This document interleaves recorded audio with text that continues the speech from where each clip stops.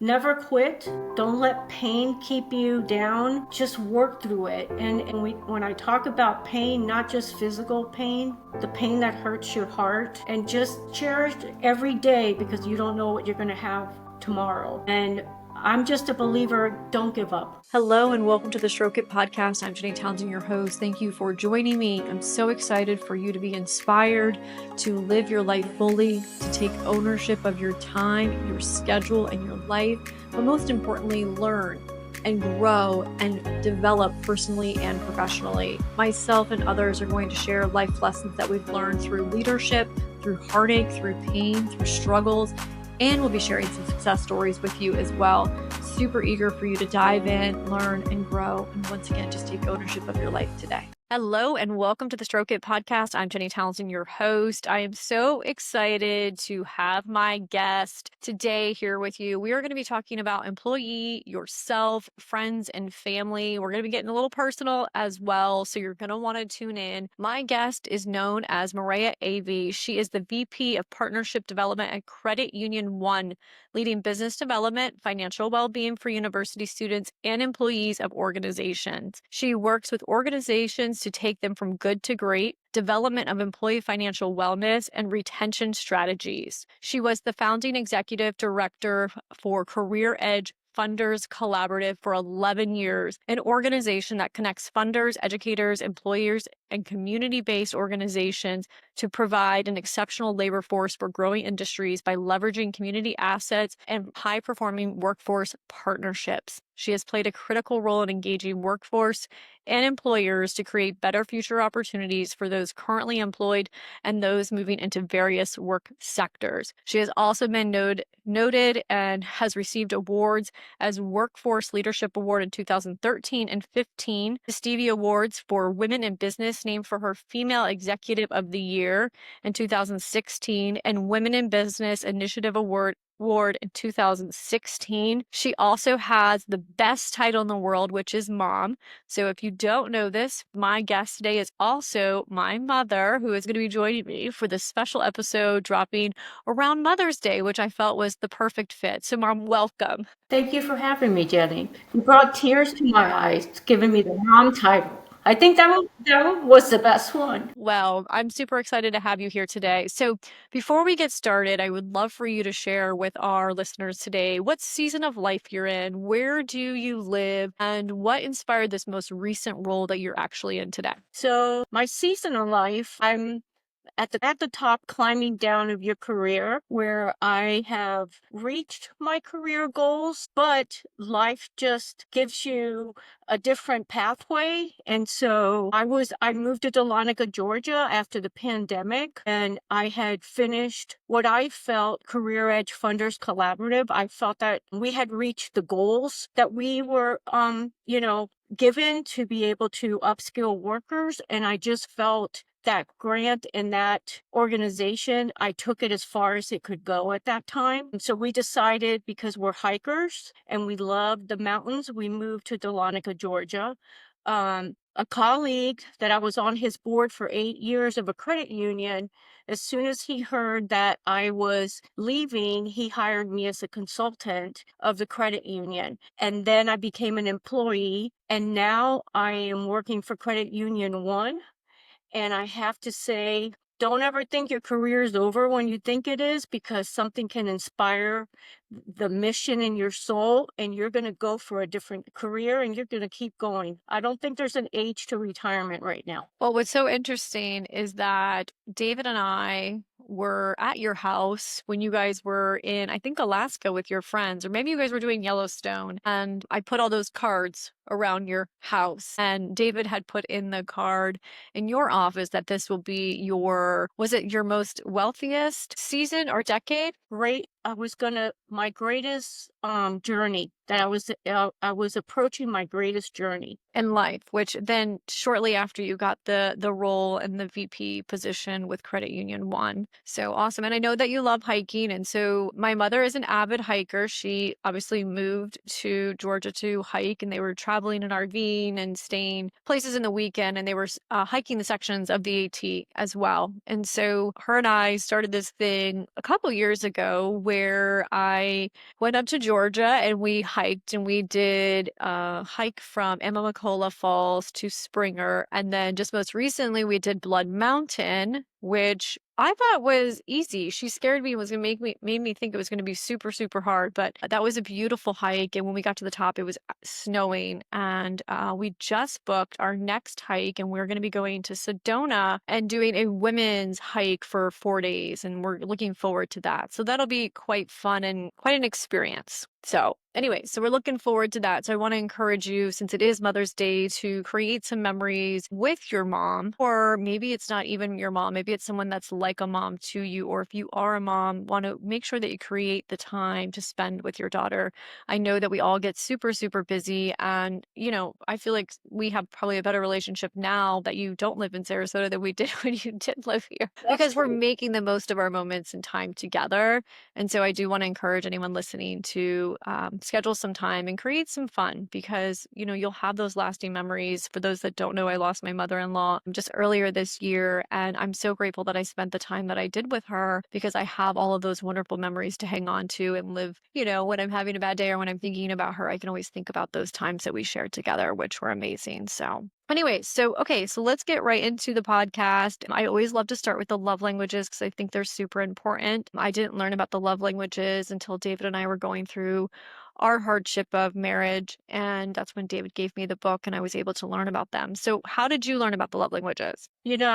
I think we were not as fortunate as your generation that I did not hear of the love languages till later in my life. Maybe things would have been a lot different if I would have maybe read the book many decades earlier. But I don't remember where we heard, but somebody said, you need to read this book. This book will really change your life and change your relationships. The first time I read it through because I was skeptical. I was like, come on.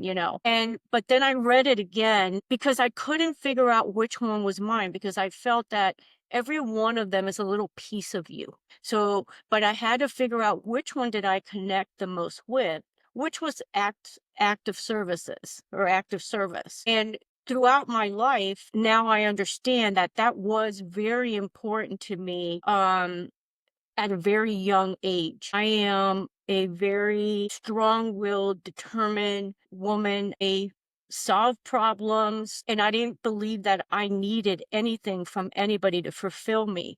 But I realized that my biggest disappointments in life and letdowns in life was when my husband or my children would not just do something because they knew that it meant something to me. Simple, turn off the lights. My grandmother taught me you don't waste electricity. Turn off the water. You don't have to have the water running.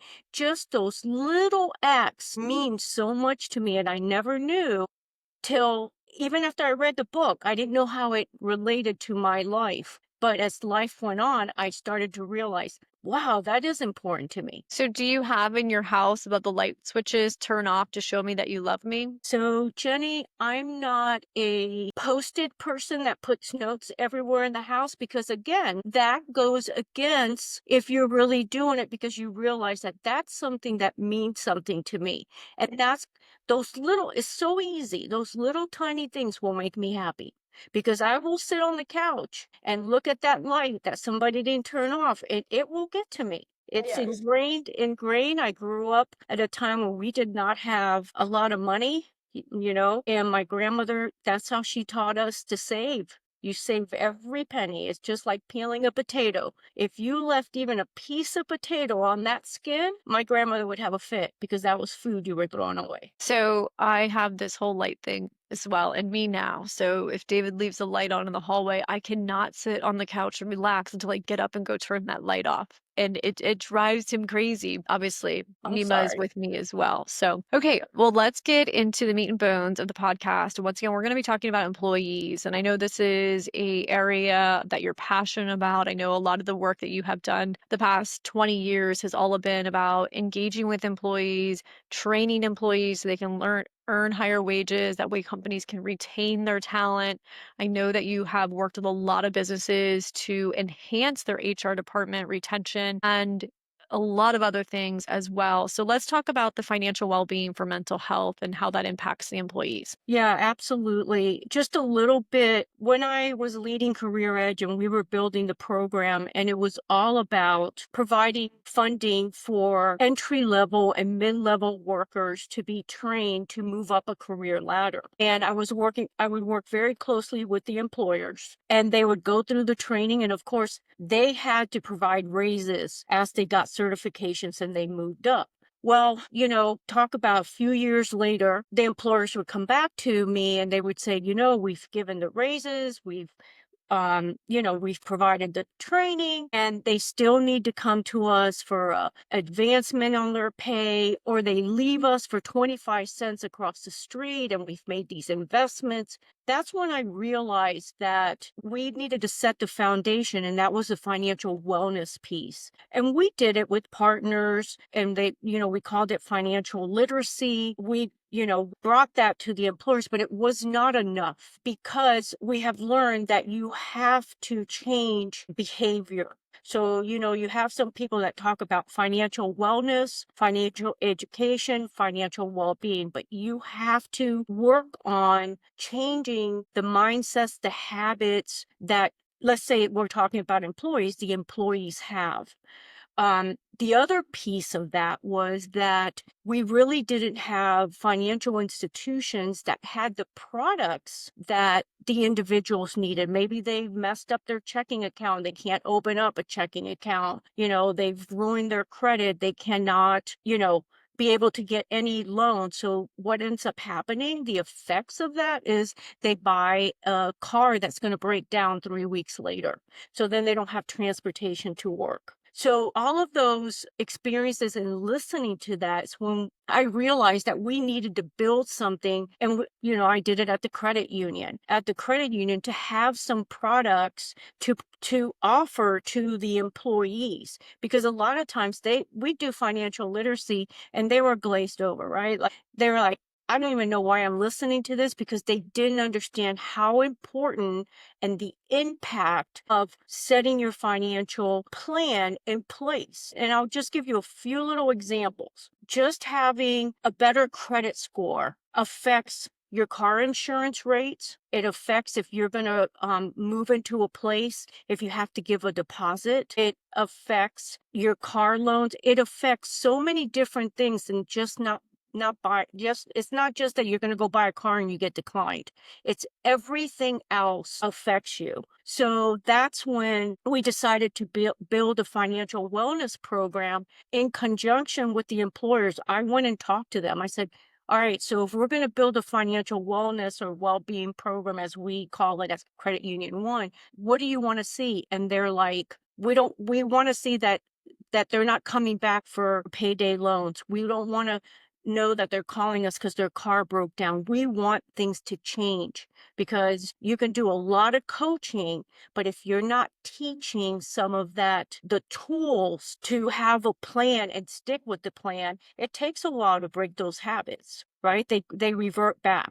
So that's what I've been doing. And I was blessed that we merged with Credit Union One, and they're like believers in the financial well-being. We partner with, it's called Enrich. So you can do it's a personality about your money, and it's geared towards you. But the importance of having a foundation, because a lot of us are not taught. We're not taught in school. Our parents may have had bad spending habits. We learn from our parents of what we're used to. So we're doing it now. They may be adults, which now in my new role, we're doing it with college students that now there's NIL. College students are now starting to get paid, and they're getting paid now and have to worry about how, they think because they get money now and they make it a contract, they believe that money's going to last forever. We have to teach them that money's not going to last forever.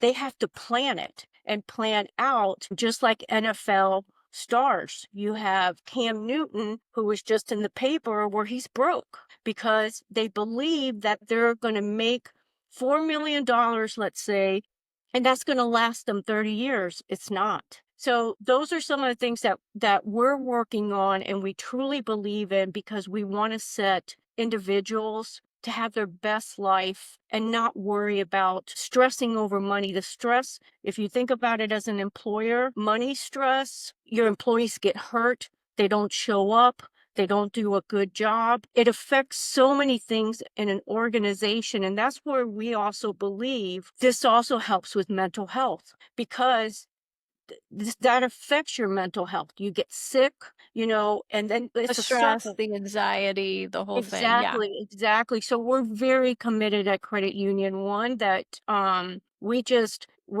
building and continuing to build the program. My partner, Michael Fluker, is an author.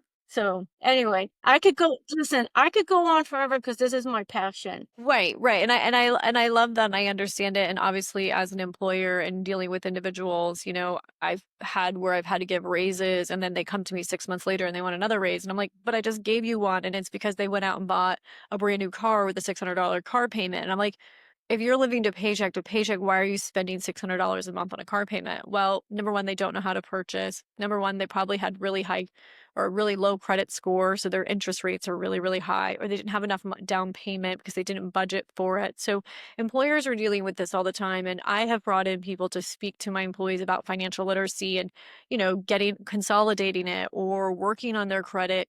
At the end of the day, though, if you had a tip for an employer on how to help their employees, I can't change the way they spend. Once again, this is learned, this is changed by changed habits. What's one tip that you can give an employer on how to help their employees with their spending habits to where they can actually live within their means? So, of course, I'm going to say that they need to partner with Credit Union One as an employer, and because we help them put together a financial wellness plan for their employees. But if it's not us, look for a partner, for partners. There are many in communities. Look for a partner that can really come in and tailor a plan to your employees. We start off with a survey that they send to their employees. What are they interested in learning? Where are they lacking? What do they want? So we can put that plan together for that employer to help them. And we have found with the employers we've worked in, the employees feel valued and they learn and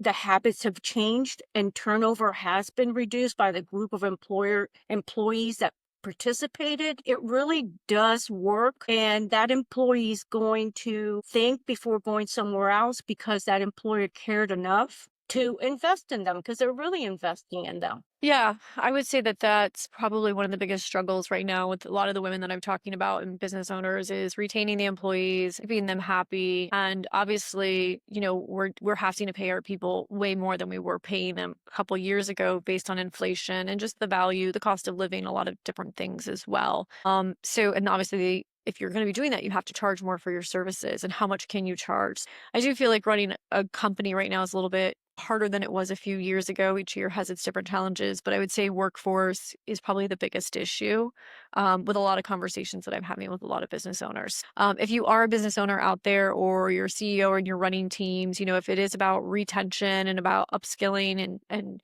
it looks like financial literacy and talking to your people about that spending habits could be a service that you may want to incorporate, whether it's with Credit Union One or another one as well. That's gonna be our tip because that does impact the mental health of the employees. I just dealt with this with my company, and some people made really bad financial decisions and they wanted more money, and I was like, I can't give you any more money. I can't pay for your bad mistakes, and it's not fair for me to give you more money because you didn't know how to spend your money. If I give you that money, I have to give everybody else that money. And that's just really not fair. It's not fair to the company as well. So if you are out there and you're an employee, I would encourage you to really review your finances, get a financial advisor so that you can live within your means because that's going to boost your mental health and your happiness. You're going to have less stress and anxiety as well.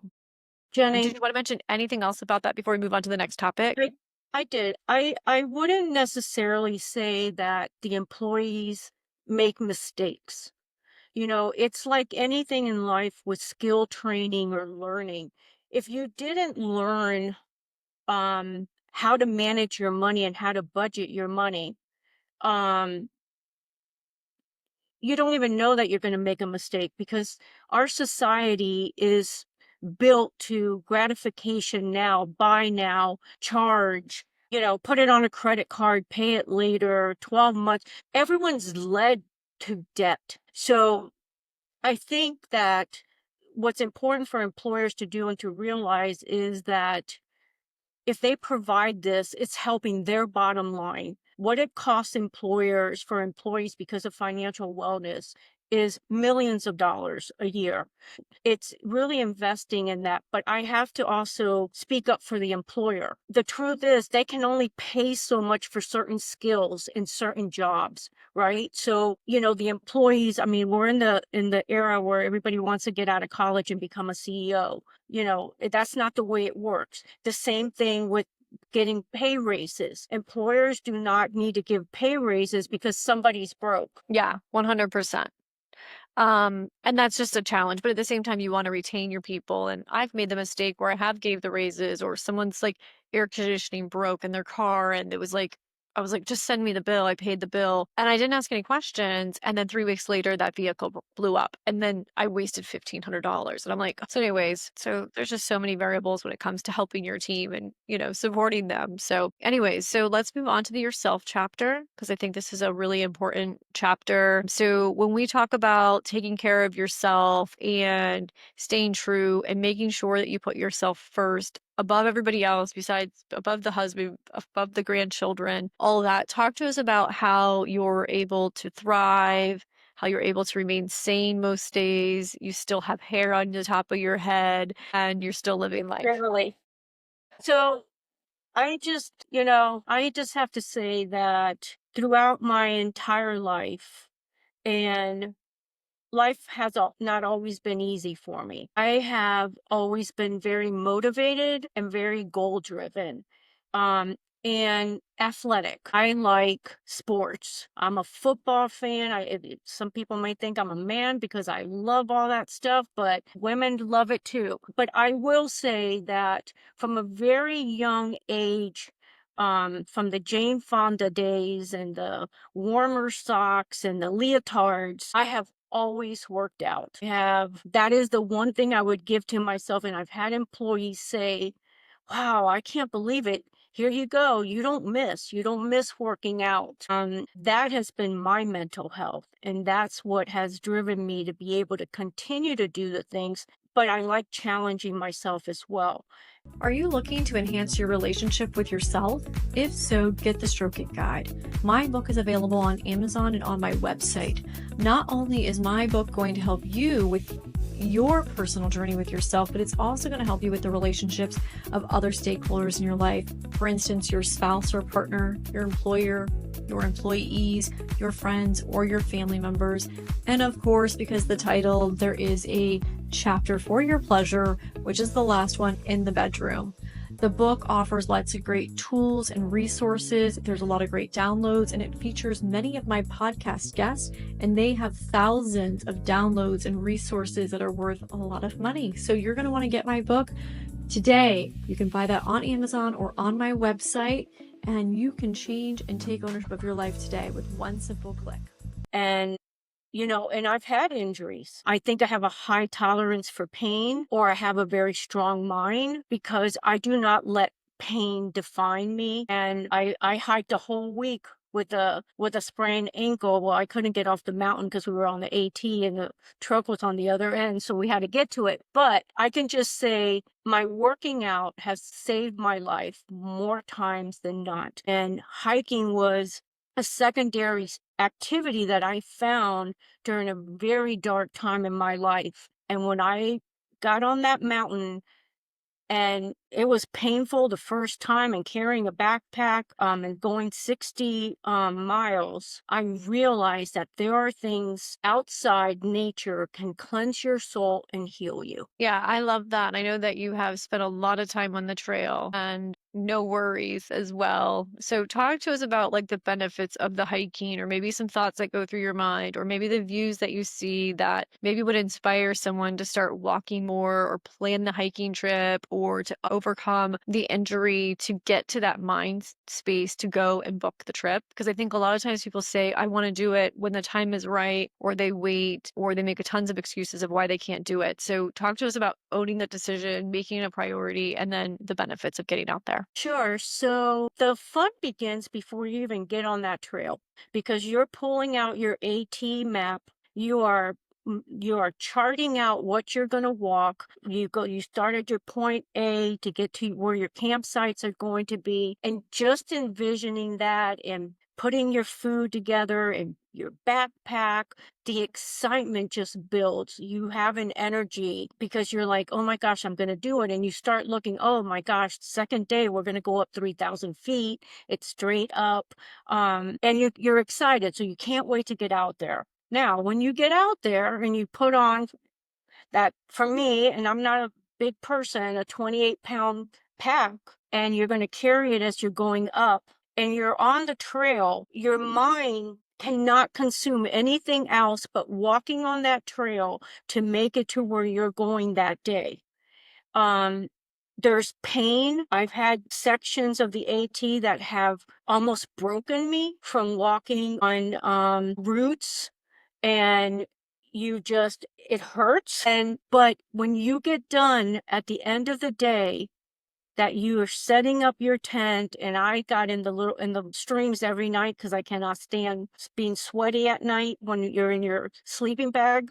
There is a sense of accomplishment that no job, there isn't anything besides my children that has given me greater pleasure. And I don't know what it is, because there is something about being out in the woods and no connection to anybody but yourself as you're walking through and you're looking at nature. You're looking at the beautiful mountains that God created. I cannot explain what it does for me and my soul. I come back and I'm like, I'm going home and selling everything because I just lived on a mountain for a week with the stuff on my back, and I was just fine. And then it's like to go back home, and then the stress of all our materialistic stuff, everything that goes on in life, you just want to run back to that mountain. That's okay if you have to go up 5,000 feet and it hurts like hell, because I'm just blessed and thankful I've been able to do it and will continue to do it. So I'm going to finish that AT. We better get working on it. Well, a big portion of it, because of the hurricane, is closed right now, so I'm gonna have to skip a big section. Well, you can always go back and do it. I know that's what Jared and Kaylee did. And for those that don't know, Kaylee, who helps me with producing the podcast and everything, is an avid hiker. She and Jared, her husband, actually worked for me for several years, and they developed an exit strategy, saved all their money, and they were able to take off a whole year and go hike the entire Appalachian Trail. Now they're working on the Jealous. Pacific Trail, and they have created where they can work from anywhere and make a living. And once again, they don't want to have materialistic things. They're fine living out of a van. They're fine having the same clothes. They don't need all the things. All they need is just the time on the trail and the time together, which is so beautiful. And there's times where I'm like, I want to be you. And then there's other times where I'm like, oh, but I love all my things, and I love the life, and I love the hotels, and I love, the other kinds of travels that we get to do because of the work that we do. So I'm looking forward to Sedona. I would say the trip that we did, if anybody wants a good weekend trip, I flew up to Atlanta and then drove up to Mom's house, which is at the start of the AT. And so if you're looking for a weekend hike, we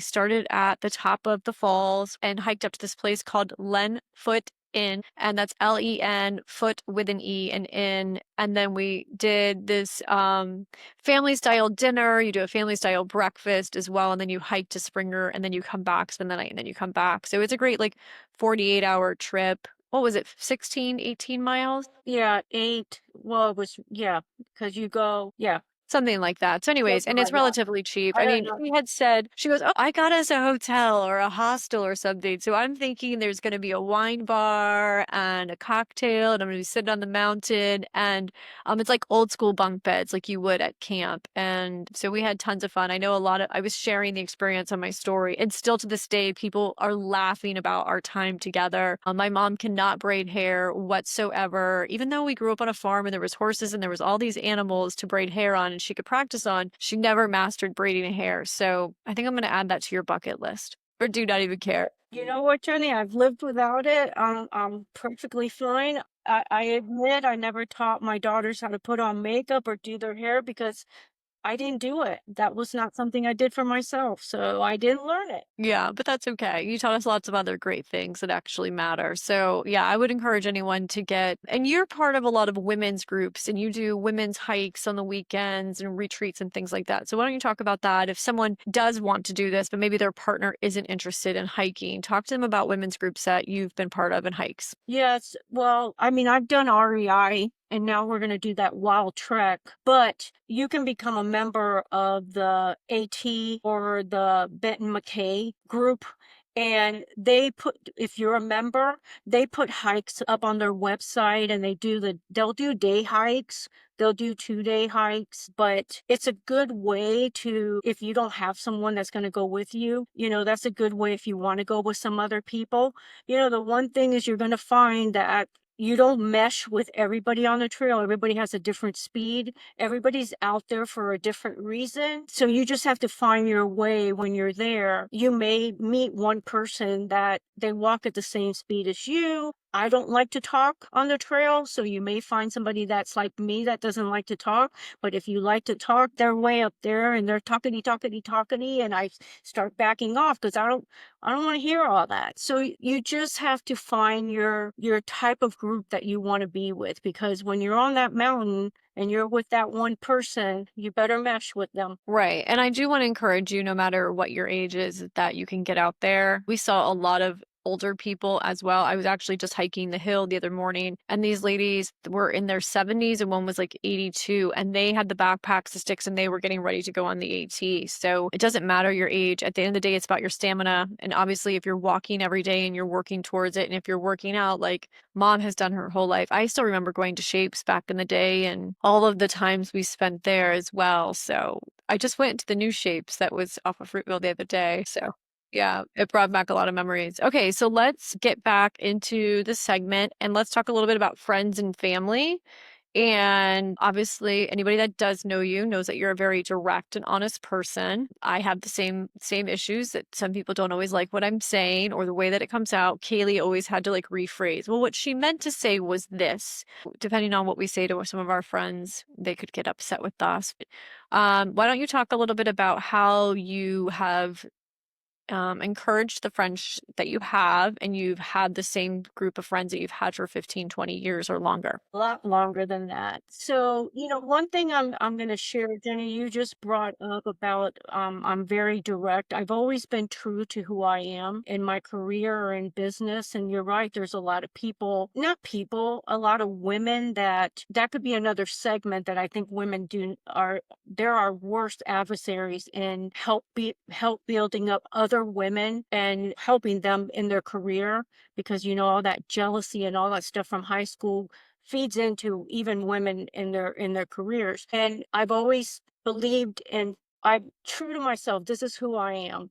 But I will share one thing that I want to say here is, as you grow in your career, learn self-awareness, learn to read the room, learn to look at the person you are talking to, and you really look at them, because I have been to many meetings that people have their agenda and they're going to make a presentation, but they lost the room and they won't veer from that presentation, and they should adapt and ask some questions to get that room re-engaged. So I just wanted to share that, because I think a lot of us, when we lose that self-awareness of ourselves, sometimes that may not be good to be so direct, right? Because we need to really understand who are we talking to, what are we trying to um, communicate. So with my friends, I've had a friend since I'm younger than her. I was 13 and she was 14, and she's in Miami, and her and I have been through a lot of things together. We both had 3 children, our husbands, her husband passed, so there was a time I had to be the better friend, be there, talk to her every day for years. Then there's been other times that she was there for me and she listened to me through my divorce, what I was going through. And we have been friends, I don't even want to say how many years, but we were laughing the other day because it's pretty much like 50 years we have been friends. And then, I have another friend that almost as long when we moved to Sarasota and moved to Omayaka. My other friend lives in Omayaka, and she's like my sister. She is such a good friend. So those are my 2 best friends, I will say. And throughout everything in life, we may not talk for 3 months, but we can pick up the phone and we know that we're there for each other. So you don't have to have a lot of friends. It's the Yeah, 2 that are important. and what I love about those two is that they had children and we were all friends Right. as well. And we all spent lots of summers together. I mean, and we all weren't really that close once we were in like middle school and high school, but now as adults, we're all working together and we're having a really cool relationship as well. So, and I think that it's nice to surround yourself and your children with other people so that if anything were to happen to you, your children would have somebody else they can reach out to. And I think that that's super, super important to have those friendships because then your kids can see you having those friendships as well. So, with those 2 friends that you've mentioned, obviously you don't always talk and you don't even live in the same cities with those individuals as well. So, how have you been able to maintain the relationship or, so they know that you're there and you know that you can just pick up the phone and call at 7 in the morning. They see your name, they know to answer. How did you build that bond or like what's the experience? Jenny, I think that we built that bond many, many years ago. And I think we proved to each other that we really cared. Um, and listen, we were the type of friends that I remember Raquel when I was a little bit older and we went to it was a store, it was called 579. I went to buy something and said to me, "You're not a cheerleader anymore.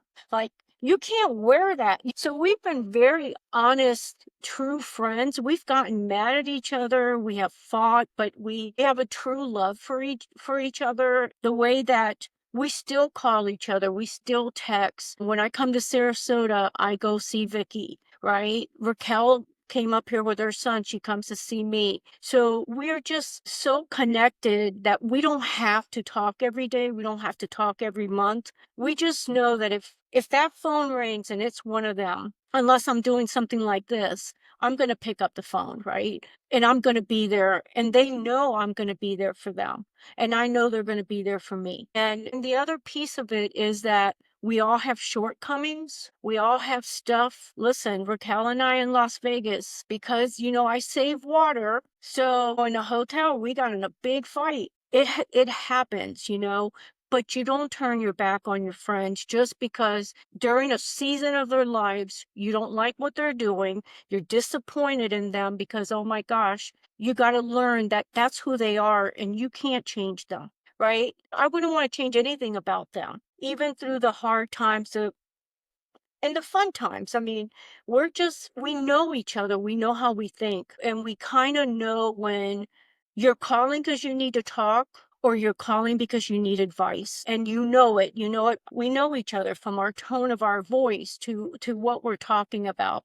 But I can tell you, we know we have each other's back. Yeah, I think it's super important. That's just like my friend, one of my best friends that lives in South Florida. I see her once a year, maybe, but we talk once a month, maybe every 2 months. And the other day she called me and she was going through some stuff with her family. And she just said, I just want you to know that I really appreciate you and I value our friendship, even though we don't talk all the time as well. And I think it's just important to know that you have those people that you can count on. But I also think that we have to reach out to the friends. And sometimes I've seen other people get very upset because they're like, well, that late person never calls me. They're not really my friend. It's like, you don't even know what's going on. And I think if you were to think about the whole span of your guys' friendship over the course of the years, it wasn't all perfect. And probably you didn't reach out to them on some occasions when you probably needed to or wanted to, but you knew they had stuff going on as well. I think it's really important to find friends that you can just pick up the phone and call, and if you haven't spoken to them, but I think it's a challenge for some people. Yeah, Jenny, I also like to mention real quick because I have one other very good friend, and he started off being my boss.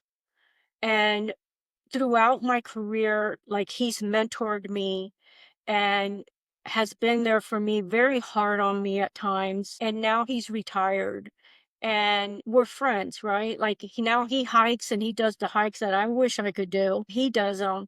But he's like a career friend, but a friend. But I know I can pick up the phone and call him, and he's my greatest supporter, right? And I have two of them because my who I work with now too, Sherrard, he's always believed in me. When I was leaving that he gave me the job, it's because he believed in me, and he's always been there for me in a way that I don't know. Sometimes he calls me his wife, because we get each other and we work really well together. So, you have those friends, but you also have some friendships that you built from your career, and it's just a beautiful thing. It's just, I can't even explain it. And I'm blessed to have both Sherrard and Mark in my life. I'm so blessed. So really quickly, I want to just touch base because I feel like Sherrard and Mark have both been really great mentors as well.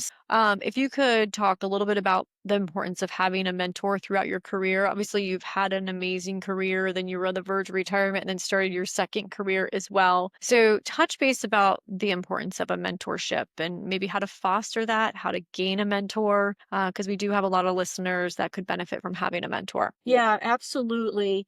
I think sometimes your mentor starts off and you don't even know that that person is your mentor, right? Because he may be your boss. And there are times that your mentor, you become their boss, right? So it ends up that you could grow into mentoring each other, right? And you learn from each other. But I think if I think about the most important thing of a mentor is that you have somebody that believes in you. You have someone that sees the potential that you don't believe you have.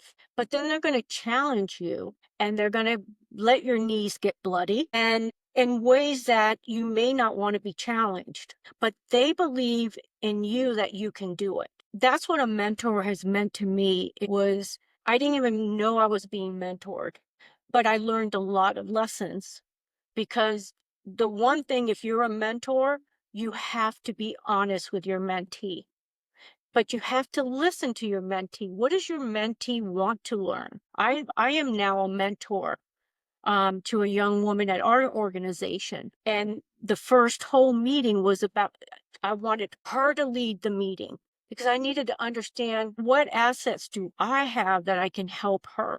And if I don't listen to her and get to know her, I'm not going to know where to help her because I want her to tell me where she needs some help. So this is a little different because it is a mentor-mentee relationship, but just remember that a mentor could be someone that you didn't even know is mentoring you. It's so important. It helped me in my career. Um, and listen, they've picked me up. There's Yeah. times that they have picked me up from the ground because many, many times, because of the work I was doing, there were a lot of people beating me up. Let's put it that way. But they believed in me. And, because they did, I was able to kick ass and do really some great things in the community the career edge is still strong, and it's still a lot of what we built. Right. Yeah. I would definitely encourage anyone to get a mentor. I have several mentors, and the mentors serve different areas of life. So it's like I got my business mentors, I have my life mentors, and then I've got one guy that's kind of both, and he's actually the South Florida best friend that I was mentioning. It's actually her stepdad that has known me since I was probably 8 or 9 years of age, and I just called him yesterday or the day before about buying a commercial building, and then I talked to actually my new landlord about the commercial building. So having people that you can call for wisdom and advice on the fly is always great, and to have a sounding board. I had a mentor, Dave, and I'd meet with him every single month, and we'd meet at Starbucks, and he would just listen to me, and he'd give me a little bit of advice, but really it was just a great little sounding board. I would highly recommend Minnesota's Score, and there's scores all across the country. I know probably with the credit unions. I was just at a Chase Bank function this morning with a lot of women, and they were talking about mentorship as well. And sometimes your bosses will be a mentor. Victoria, who I worked for, was an Yeah. amazing mentor to me. And at first, she didn't even want me on her team. And it wasn't until like I proved myself that I was actually there, I wanted to learn before she took me under her wing. And I think that mentors are super, super important.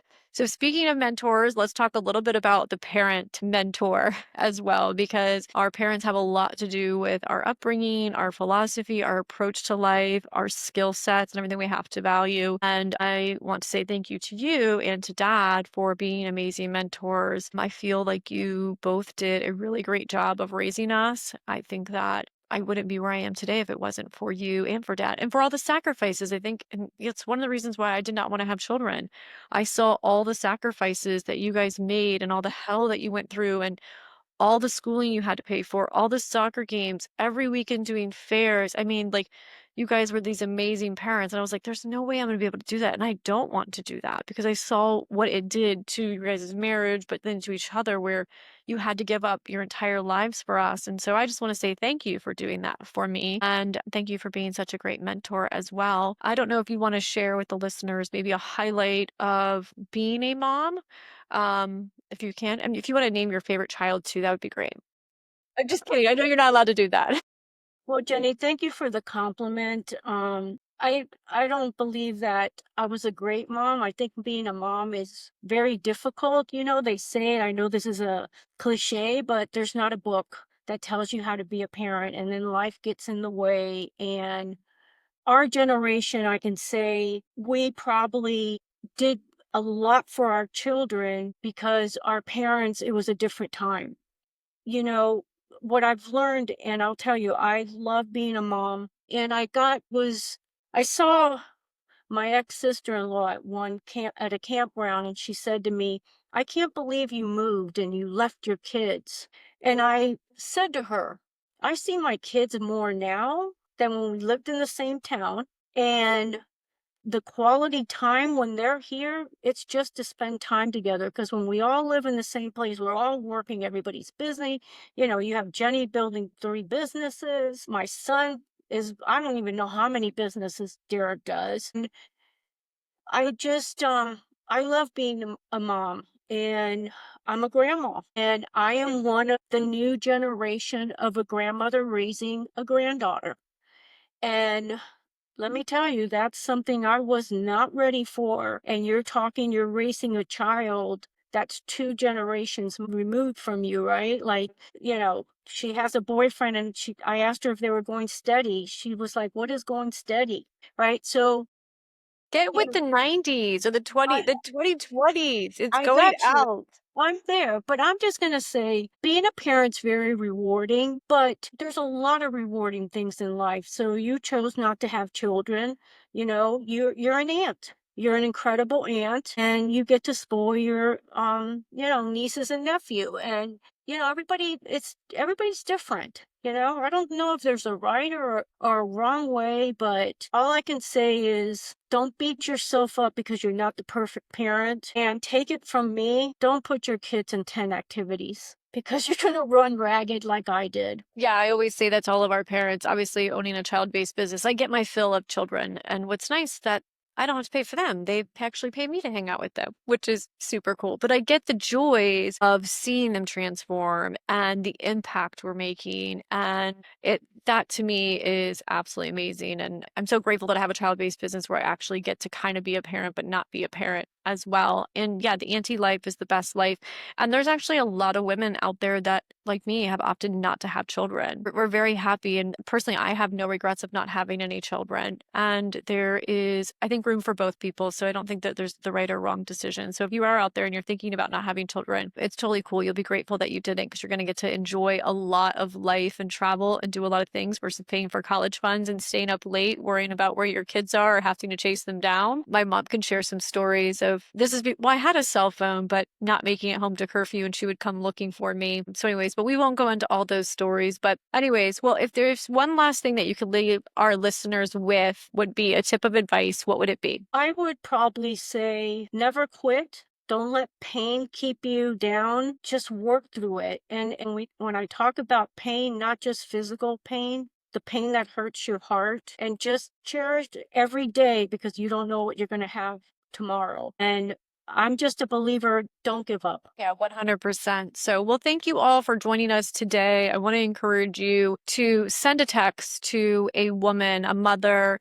and it could be like a CEO of a company that has tons of kids, aka employees, that could benefit from hearing from you today. Let them know that they're making an impact. Let them know they're doing a great job. Let them know they're valuable, they're loved, and they're super important to you. Because sometimes I think moms don't get that reinforcement or the love or the reminder that everything that they're doing is worth it. I know it took me many, many years to thank my parents for all the sacrifices. I don't think it was until my 20s that I really understood the life that they provided for me and everything they gave up. And I constantly reminding myself to say thank you to them. So I want to encourage you to do the same as well. I want to wish all the mothers out there, whether you're a mother of a family, maybe you're the dad of the family, and maybe you're running the households as well. But I just want to wish everyone a wonderful Mother's Day. I want to say thank you, Mom, for you joining me today. Cheers.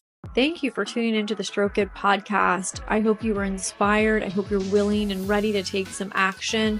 I want to encourage you to consider 5 people that could benefit from today's podcast. Super simple to share this episode. You never know who could benefit from hearing this podcast and how you could inspire them to create the change in the life that they're wanting. Cheers, and thank you so much for tuning in. Also, consider giving a review.